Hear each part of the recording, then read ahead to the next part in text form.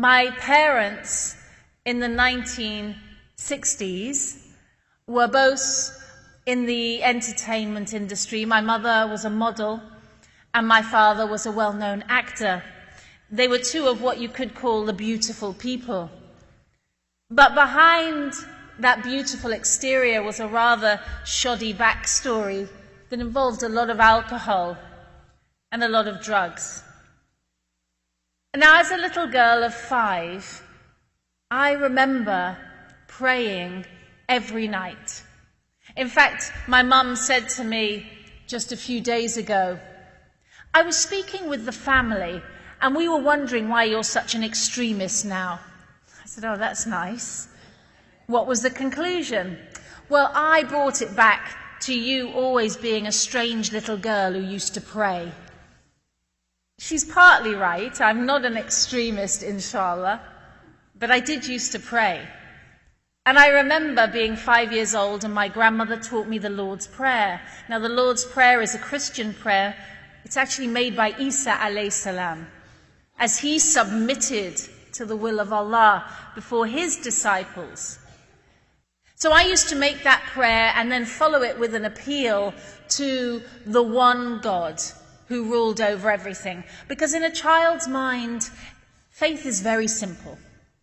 There's no buy one, get one free God. There's no buy one, get 3 free God. There's just ahad, just one. So I knew that in my life, my mother made a lot of decisions. My dad made a few. My grandfather made a few decisions. My grandmother made the most decisions. We were a matriarchal family. But above them all, who was running the outside world? Who was making the leaves grow on the trees? That wasn't my grandmother. Who was making the stars shine at night? Who was making the sun rise in the morning? That was the one God. And I used to pray so hard that I even remember one of my prayers. And it was this: Dear God, please take my younger sister away. She's really horrible. But Allah is merciful, and she's with us today, alhamdulillah. But I knew who to appeal to, and that carried me through my whole childhood. That absolute knowledge, that certainty that God was out there. And then come the teenage years.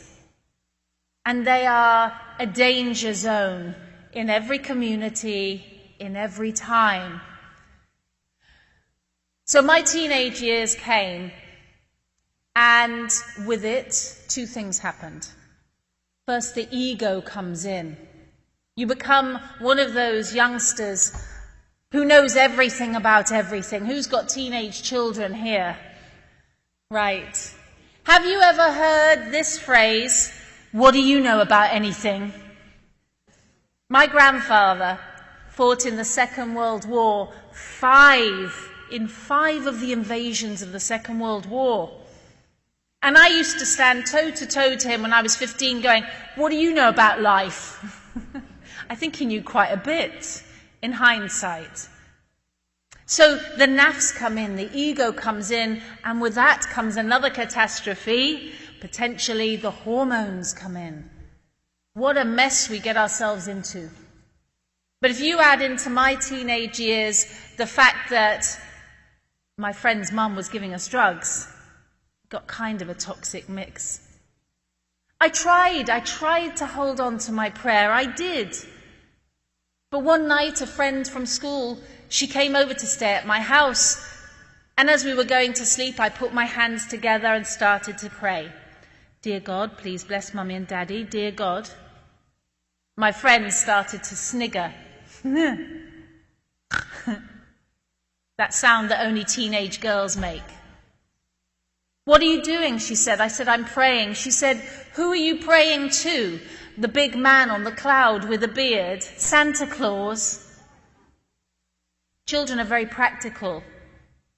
I tried to have an image of my head of what God looked like. If he was a man like my dad made mistakes.